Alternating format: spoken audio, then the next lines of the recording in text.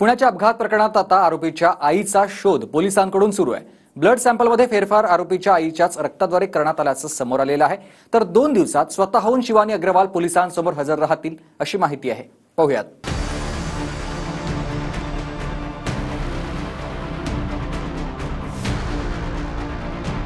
पुण्यातल्या अपघातावरून तपासाचे तार आता आरोपीच्या आईपर्यंत पोहोचले। दारुड्या अल्पवयीन मुलाऐवजी ज्या ब्लड सॅम्पलमध्ये हेराफेरी झाली ते ब्लड सॅम्पल त्याच मुलाच्या आईचेच असल्याची स्फोटक माहिती अहवालातून समोर आली आहे। चौकशी समितीच्या अध्यक्षा डॉक्टर पल्लवी साबळेंनी दिलेल्या अहवालानुसार अल्पवयीन आरोपीऐवजी ससून रुग्णालयात आईचेच ब्लड सॅम्पल घेतले। डॉक्टर श्रीहरी हळणोरनं आरोपीच्या आईसह 2 वृद्ध असे एकूण 3 जणांचे ब्लड सॅम्पल घेतले आणि फॉरेन्सिक लॅबमध्ये आईचं ब्लड सॅम्पल पाठवलं। त्यामुळे अल्कोहोल निगेटिव्ह रिपोर्ट आला। म्हणजेच पुण्यातल्या बिल्डर बाबाच्या दारुड्या पोरानं दोघांना चिरडल्यानंतर प्रशासनाच्या पातळीवर ब्लड सॅम्पलसाठीही ज्या हालचाली झाल्या त्या चक्रावून टाकणाऱ्या आहेत। अल्पवयीन आरोपीच्या आईचं नाव आहे शिवानी अग्रवाल।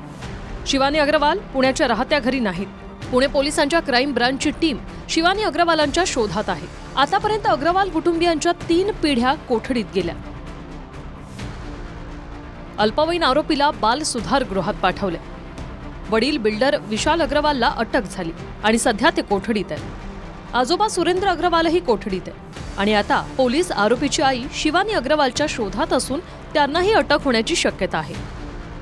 आरोपीची आई जर पोलिसांच्या हाती लागली तर पोलीस ब्लड सॅम्पल घेऊन जो पहिला रिपोर्ट आला त्याच्याशी मॅच होते का याची तपासणी करणार। ब्लड सॅम्पलमध्ये फेरफार करणारे ससून रुग्णालयाचे डॉक्टर अजय तावरे आणि डॉक्टर विशाल हळणोरला निलंबित करण्यात आले।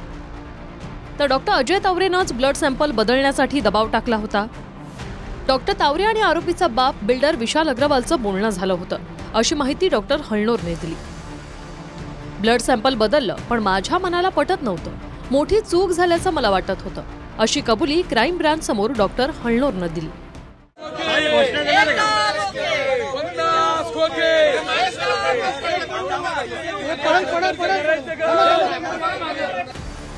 पुण्याच्या अपघातानंतर पुन्हा बेकायदेशीर पब आणि बारकडे विरोधकांनी मोर्चा वळवलाय। 2 दिवसांआधीच आमदार रवींद्र धंगेकर आणि सुषमा अंधारेंनी पुण्याच्या राज्य उत्पादन शुल्क विभागात आयुक्तांना जाब विचारला। तुम्ही काय स्वतःला शहाणे समजता काय? उद्ध्वस्त केलं पुन्हा तुम्ही,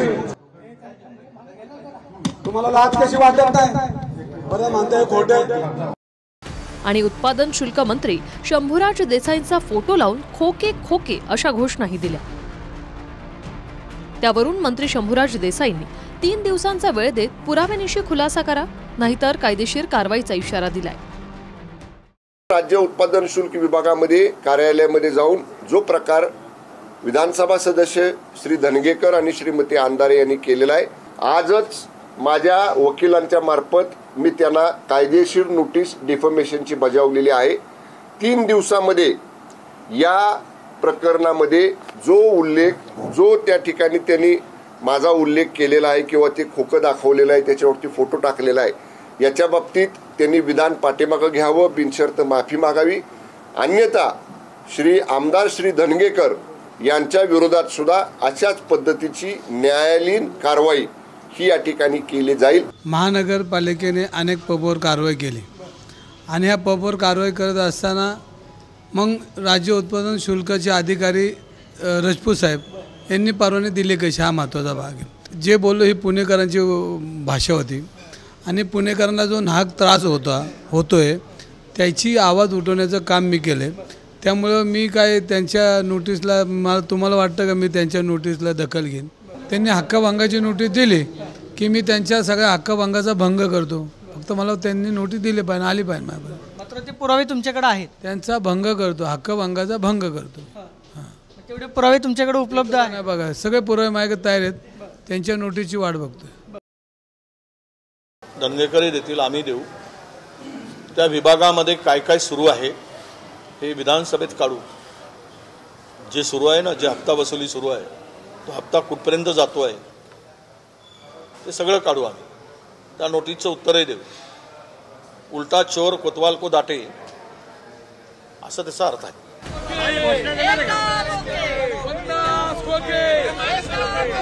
तुम्हाला लाच कशी वाटत नाही? 70-80 लाख रुपये दर महिना हप्ता घेता ही यादी आहे. त्या यादीमध्ये तुम्ही कसे कसे पैसे आणतात, तुमचे कोण कोण लोक, त्याची यादी आहे माझ्याकडे. एक आमदार म्हणून बोलतोय. तुम्ही काय स्वतःला शहाणे समजता काय? उद्ध्वस्त केलं पुन्हा तुम्ही. तुम्हाला लाच कशी वाटत नाही? बरं म्हणताय खोटं. तुम्ही काय विधानसभेत उत्तर द्यायला उभे राहिले का माझ्याशी? मंत्री शंभूराज देसाईंनी नोटीस पाठवली तरी घाबरत नाही. आपल्याकडे पुरावे आहेत असं धंगेकर म्हणतात. आणि राज्य उत्पादन शुल्क विभागातला भ्रष्टाचार आणि बेकायदेशीर पब आणि बारवरून केलेल्या आरोपांवरही धंगेकर ठाम आहेत. Bureau report, TV9 Marathi, Pune.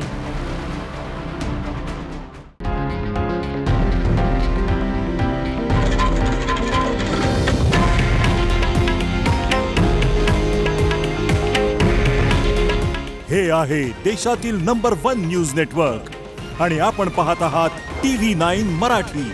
काळजी तुमची, हित महाराष्ट्राचं.